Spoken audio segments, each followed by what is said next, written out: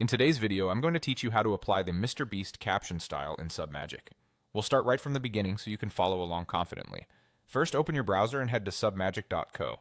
Log into your account, then choose the correct workspace or account if you have more than one. This makes sure you're editing in the right place and your project files are exactly where you expect them to be. Once you're on your dashboard, you'll see the option to create a project or open an existing file. If you already have a video started, go ahead and open that file. If not, choose to create a new project and make sure your video is loaded into it so you can see your timeline and preview.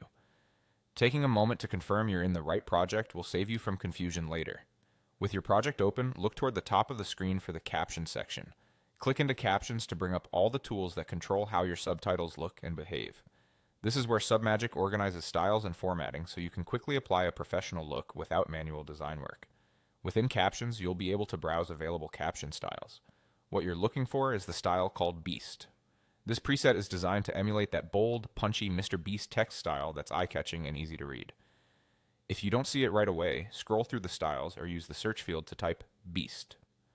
Sometimes styles are organized in categories, so a quick scan or a search helps you find it instantly. Click the Beast style to apply it to your captions. As soon as you select it, check the preview panel.